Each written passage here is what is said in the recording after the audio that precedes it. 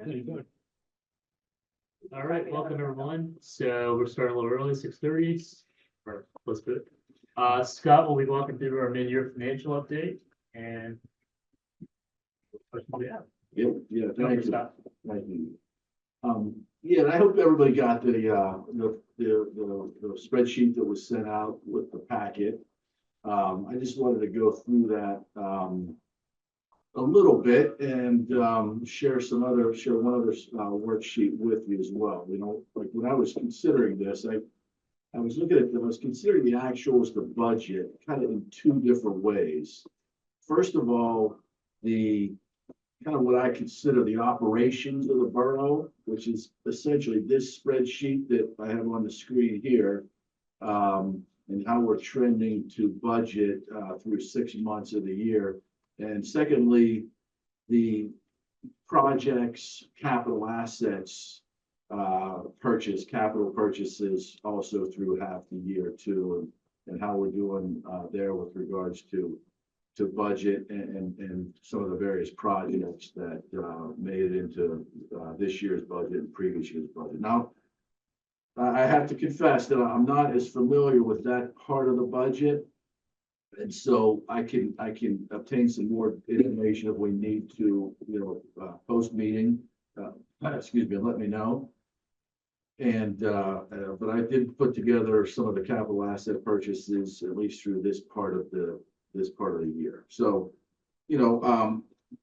so first of all, the spreadsheet that I included in the packet that got submitted on Friday to you guys, just kind of going through it. And essentially what we have here is, I have this broken down by general ledger account number. So it's pretty granular in terms of its detail. And we don't need to get into, I'm not going to go through every single account or anything like that, but just to give you some idea, just in terms of, again, 6 months through this part of the year and what, and just kind of what we're looking at. And I'll say too, right off the top, that this part of it is trending pretty well in terms of comparison to budget. I mean, there's a couple things that were over budget, not a lot in terms of dollars, but some of the percentages kind of jumped off the page a little bit, but just that's not, I wouldn't not too concerned in that regard. So, it starts out essentially, I put together a 6-month trend of actual data. Okay, so you can see January, February through June of 24. And in this blue column are those numbers totaled up compared to our budgeted numbers, and a percentage of actual to budget so far through this part of the year. The top part here are our revenues. You can see here real estate taxes, current, prior, lien. We get into the earned income tax and the LST on these rows here, and kind of how they're trending to budget. Some of these other variable or some of these other items here in the revenue section are, things that we have, not a lot of dollars again. Some of this stuff here, the building permits, some of what planning and zoning does to collect money in terms of how their operations going, stormwater, building permits, etc. Into Zach's area here with recreation and the renting of pavilions and shelters, and kind of how that's going to compare the budget. And we talked earlier today, Zach indicated that he's over budget both with revenue and expense, because there was another week or so that was not accounted for when the budget was built with the actual numbers contained. So it was pretty easily explained on that. Now some of what the borough does in terms of selling millings and scrap and timber and leaf bags and those other kind of items too. And so you can see here $6.3 million on a budget of 12.1, so 52.25% of budget with total revenues. Halfway through the year, that seems to be doing pretty well. Going down the line here, and then so that's kind of the revenue piece of this in terms of again the operations. And then going down through the disbursements or the expenses, I broke these off by department. So to give you an idea of kind of both the line items as well as the department roll up in terms of how that's doing the budget. And again, I put this bit of a trend in here, the 6-month trend. I shared that with you guys. I know that's not typical with government accounting. It kind of helped me though, as I was going through this, just to kind of see how things were trending and making sure that nothing was too far out of line and everything seemed reasonable. Kind of my first reasonableness test when I put this together, just to get an idea of how things are trending. So that's kind of the background of how I put it together. But again, going through this, when you look at some of these departments, and again, you guys had this, so I don't plan on spending a whole lot of time here, but again, trending pretty well just with regards to budget. Executive section here, 48% as a total of actuals to budget so far halfway through the year. Us guys in finance, 55% of budget. And so, going down the line, couple of the things here, here's 136% of budget. There was a couple laptops purchased that, again, not a lot of dollars, but the percentage kind of takes you back a little bit. So general government buildings, this was one that I believe we had oh no, that was the capital asset. So again, as we look through these departments, everything trending pretty well at budget. Nothing too.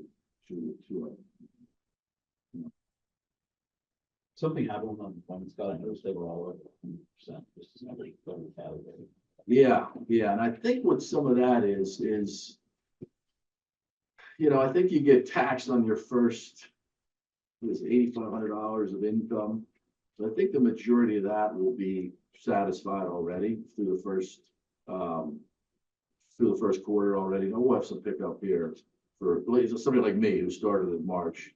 I still have some of that to satisfy in the second quarter, but for the most part, it's all in it.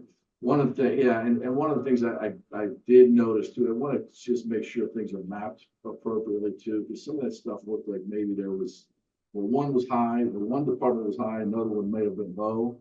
So that's something that came out of this too as I was going through this.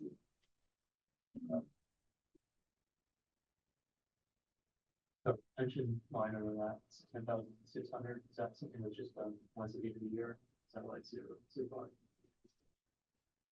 That the pension, as I understand it, is, so there's two pensions, right? There's the pension that is 2% of each employee's pay that goes to Schwab and is invested as in the pension.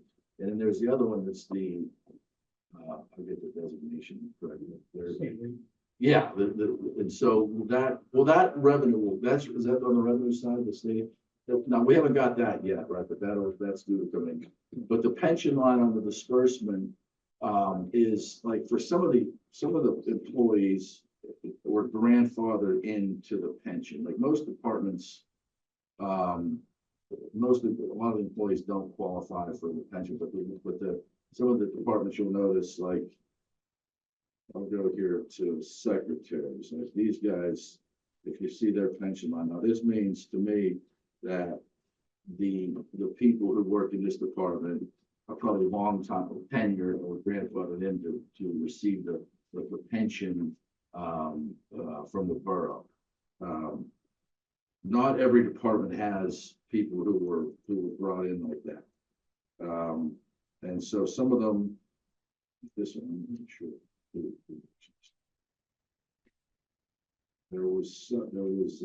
But that was kind of my understanding. Does that make sense? Yeah, I was just curious.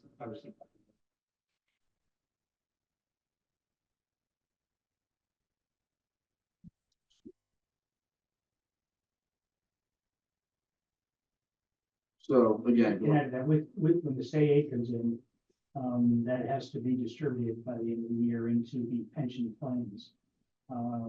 First goes into the police plan, satisfy the MO, and whatever's left goes into the general employees. So there is a big chunk of change that you'll see at the end of the year that goes in when the state is received. okay, so at that time, then those things would get, Exactly. become expense when they get the. Yeah, that's close. Makes sense, okay. Okay, well, that explains why there's some budgeted, numbers in there, okay, thank you. Police, we talked about the vests, there was one more employee. Again, this is a one-time per year expenditure on these vests, and there was an extra officer hired at the beginning of this fiscal year that probably wasn't budgeted for, so go over it with them. Again, everything's trending pretty well here. Code, I think there's some revenue that gets offset by this difference. That it doesn't go to the expense line, but it will go to a revenue one.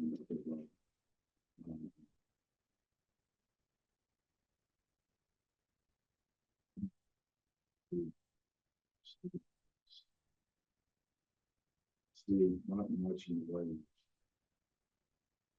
Kind of, that's kind of what I was looking for, with things to be around 50% of budget on this spreadsheet. Makes sense to me. There are always some things that are different because of time, and, for example, insurance premiums normally get paid at the end of the year, so you'll see nothing until this premiums kick in. There's a couple of things like that. Yeah, there's some things that are timing. There's tax revenue that doesn't necessarily get collected during the year. It winds up getting collected towards the bottom of the last quarter. Is that right? I mean, EIT is generally pretty steady throughout the year. It varies during the period of a quarter because you've got the deadlines for employers to submit. But real estate tax doesn't come until the second half of the year. yeah.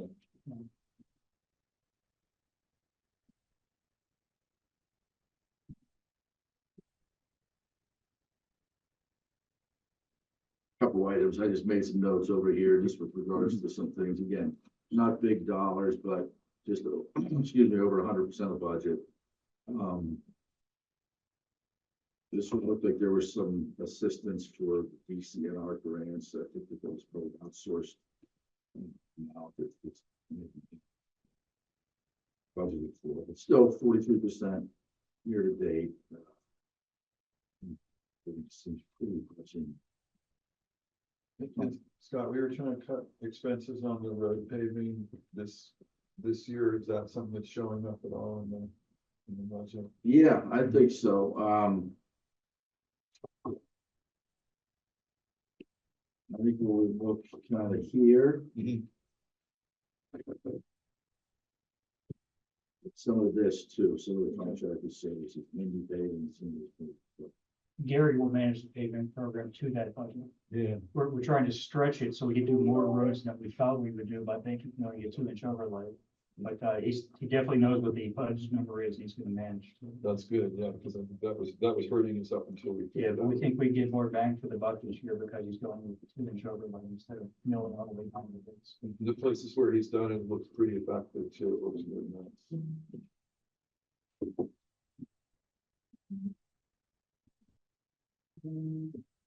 Scott, in the future, not the back, Carolyn's back there, is there a way to make it put lines and everything, that they can be track all the way across? Yeah, You know, yeah, just- grid lines, Yeah, yeah. just a grid. What they need is green bar for your screen. That would be one. I miss green bar paper. Yeah, anything like that. Yeah. Just to make it. I think Excel has green bar. Yeah, I'm sorry, we just have the grids be. Yeah, it's on the system. Yeah, I'll do that, Yeah, Like, no problem. Yeah, just when it's in PDF, it's smart, make sure you go. Yeah. Again, just going through it and, even the total, Was the other thing. Yeah, so here's your points on the insurances here that we'll probably see kick in the second half of the year. So, looks, looks pretty good so far. So that's kind of, again, what I was considering the operational part of the financials, comparing actuals to budget.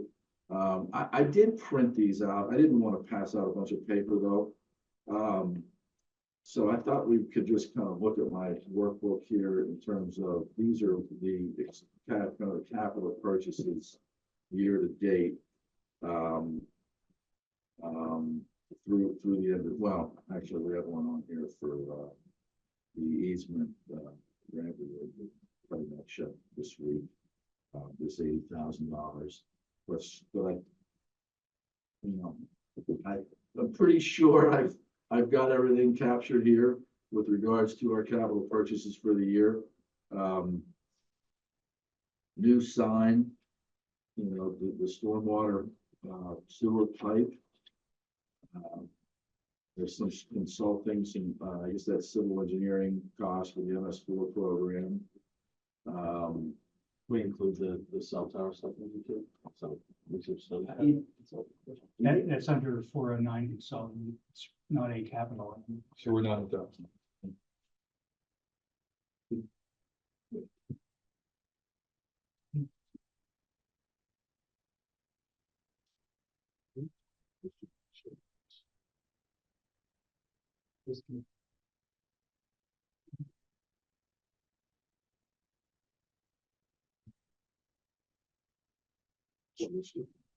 Oh. You didn't switch with the screen we were sharing. You guys switched. Oh, I got you. Yeah, I got you. You just switched it itself.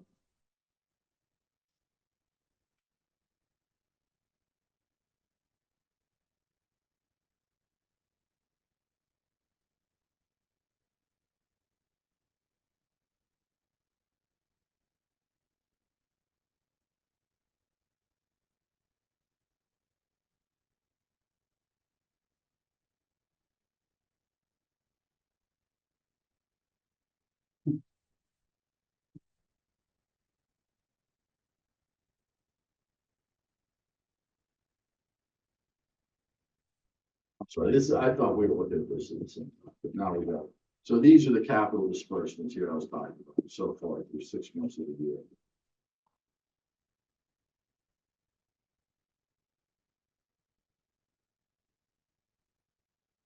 So again, just started at the top, I was down to January, February, $65,000 worth of ice.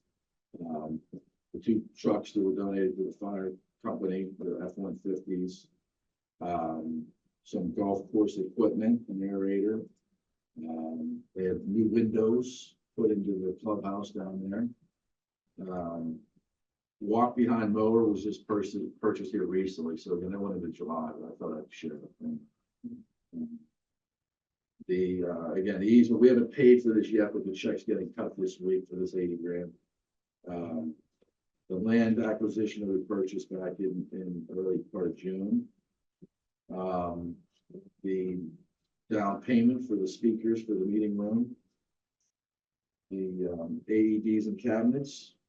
And there was a trailer that was purchased back in February. Now, everything on here has been budgeted. Everything on here was budgeted. And I could probably go back if it's worth it to kind of see, because some of the stuff I noticed was a little, the budget, what was budgeted was a little different than the actual came out to be. Nothing real drastic. I think that this walk behind mower was I think it was budgeted for $7,500. Came in at $8,800. A few things like that, but I could share those budgeted amounts with you if you'd like. I'll get that to you by the spreadsheet. So total $733,000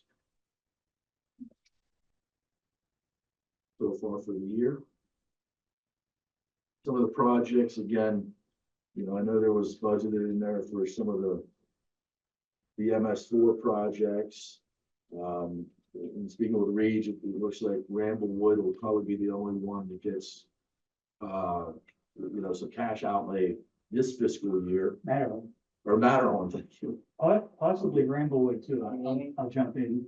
It depends on how quickly he turns it around. So, We could be in position to reach out to Penvest in October for Ramblewood. The other two, the two street bank restorations, that's been fairly interesting. We're too late for the August. Yeah, we don't have anything we can. Okay. take it.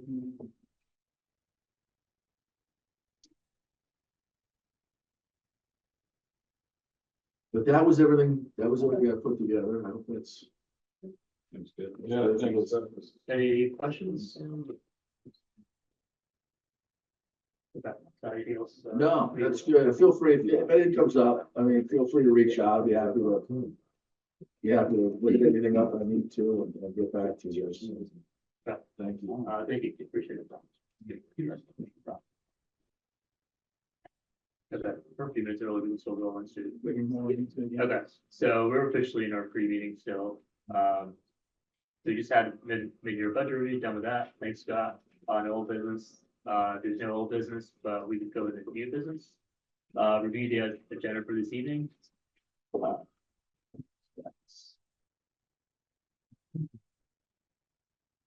Up there. All right. Let's go. Let's see.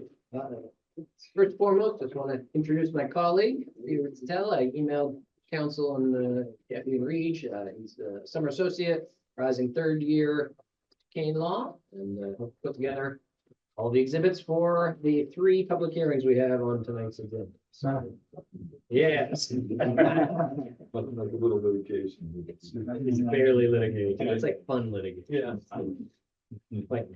Yes, so you have your agendas as discussed at the work session. We do have Officer Dengler's presentation at the outset. Are you all set?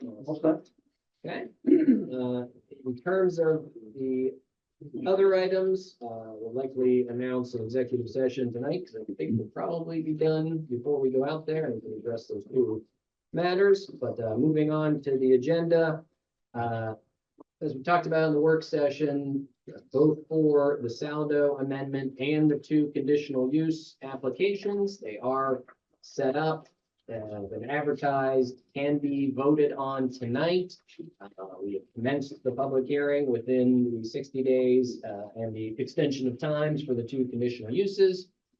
So we do close either of those hearings tonight. We do have 45 days to actually take the vote. So sometimes when we get a little more information than we were expecting, council has tabled the vote to the next meeting, but close the public hearing. So, and kind of adjust on the fly.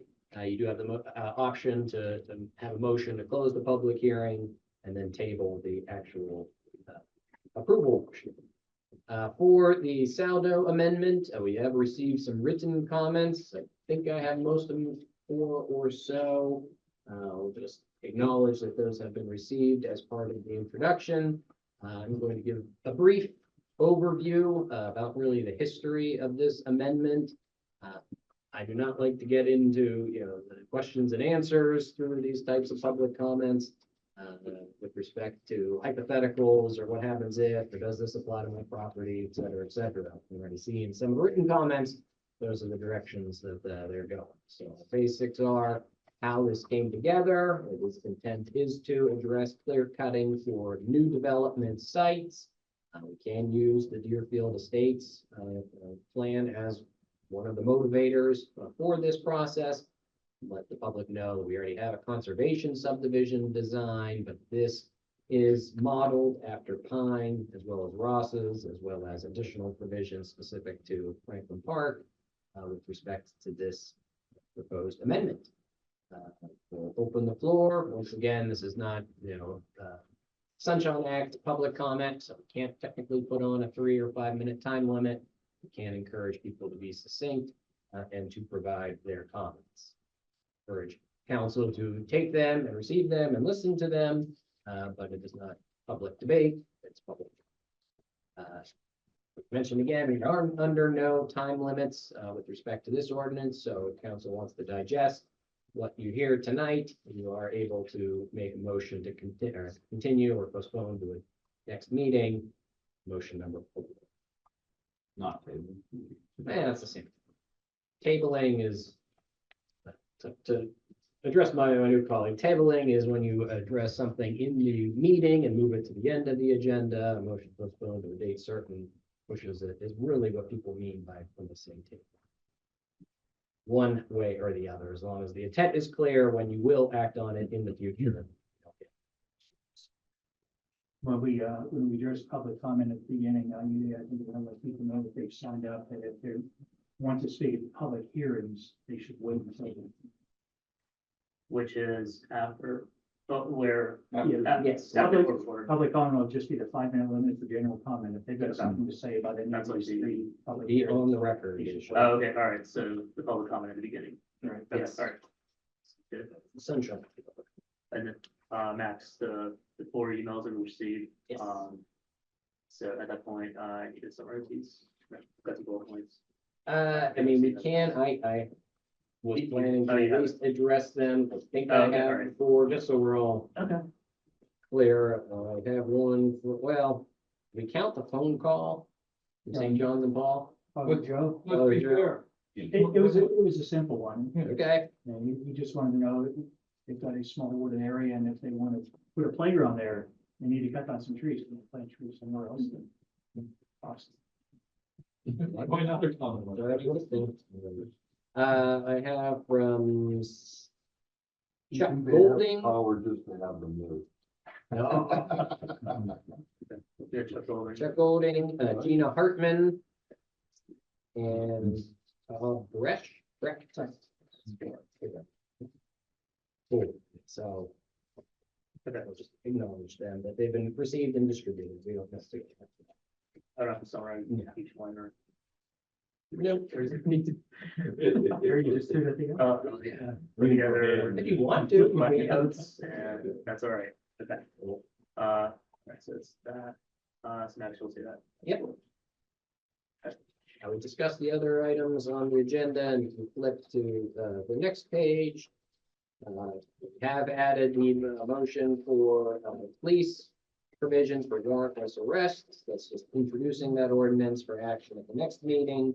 We have added the introduction ordinance, or introduction of the zoning ordinance amendment that will be transmitted to Planning Commission, Allegheny County Economic Development, and scheduled for a public hearing September 18th, 2024, over multifamily standards.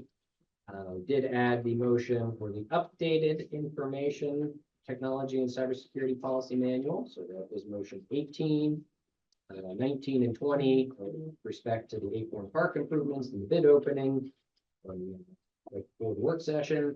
And finally, the highlighted one when you're following at home is the chain link enclosure for the police department. It's not to enclose the police department, it's to be used by.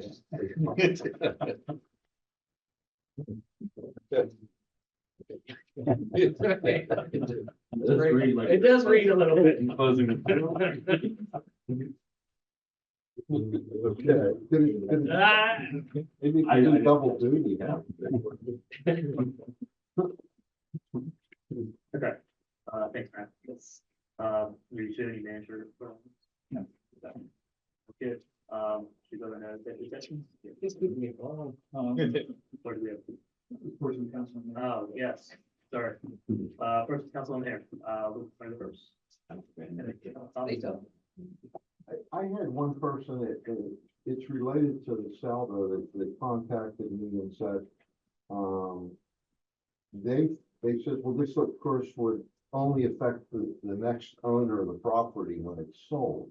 And I said, I don't think that's right. It's, in other words, if I bought the property under the current rules and I sold it to somebody else, it would then become, if we adopt this ordinance, the new rules would be in effect, correct?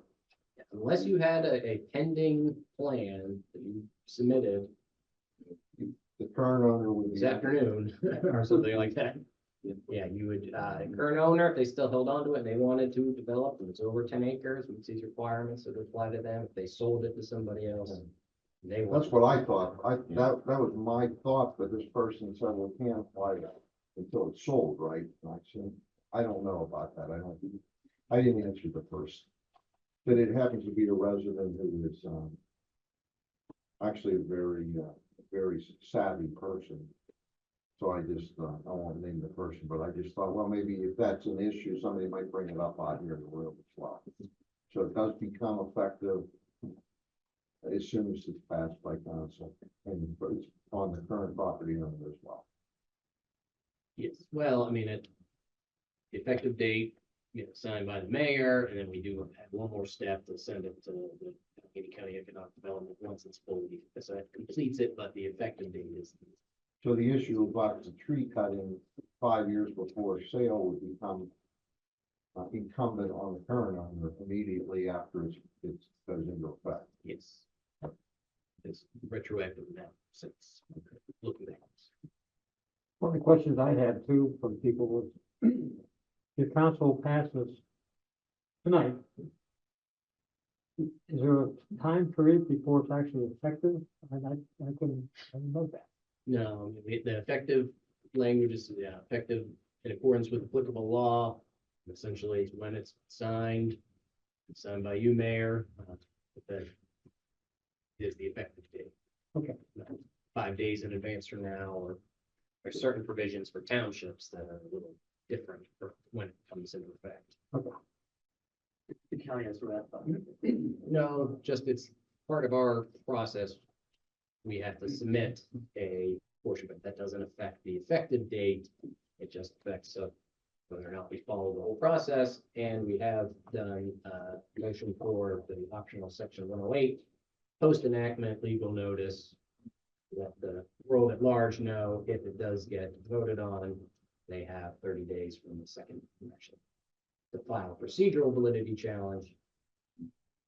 And that is something, if the first motion gets tabled, you should probably table the second one, because it makes no sense to advertise when action is not taken. I have one other question on this. I know we talked about this in the land use committee, but we talked about updating the list of trees or planting materials on the website. I believe that's in section 212 of zoning, where they specify the plant material for different locations. And I noticed that even the one fellow that by say Game Lands Road that sent us the mail, he mentioned the fact that, on that list, one of those was one of the invasive species that's on a recommended list. So that's only one item, but that might need to be cleaned up a little bit too. I think this is, if I'm not mistaken, that's the list of plant materials from zoning. Say at the very top, it'll say at the attachment to. Attachment 6, 212, 12, yeah. attachment 6. So, whether this moves forward, even if it doesn't move forward, this probably needs to be cleaned up. Because there is, I just talked to my son about it, who's an arborist, and he said there's several more that have been added recently as invasive species. And ends up, he has a house with 6 acres, and he's got some 100-foot trees that are one of the ones that's invasive. And they're so difficult to identify, he actually had to send the leaves to Penn State. They couldn't even do it by phone, he had to send actual leaves. It's like a hybrid from China. If you look at it, you would say, that's a beautiful tree, what is it? Normally it's an oak, it's but it was a very unusual tree, and apparently it's one of the ones on the invasive species list as well. So that might just be something that, I'm not sure if that's land use or somebody else would have to have input We can ask me to fix this stuff. on. Yeah, You can ask them to do that. and Mr. Golden, I thought he had a good point on invasive species, and possibly even a bigger beech trees. That's a good point for that. Right, there's a basic species list that Penn State official, Penn State runs a list, right? Yeah. Is that where the invasive species are listed, like, they Yeah. keep updating it? Well, yeah, they have a person there that, it's a young lady apparently, and she's actually nationally known for helping to identify plant materials. And, my son, prides himself on looking at anything and telling me what it is. Like, it could be a flower, it could be a tree. He scratched his head, he says, this has bothered me for 2 years, I'm not sure. And he finally got on the phone, she called him right back, they're on a first name basis now, she just said, you may have to send that to me, even from the photo, she couldn't identify them. And then she said, that is the one invasive species that they want. So that puts a person in a bad position. You want, should he cut it down in this beautiful tree, nice 80-foot high tree, 80, 90 foot high? Should they be removed from the wooded area to stop the spread of it? Nobody wants to cut down into a tree like that, though. But anyway, that was kind of an interesting personal.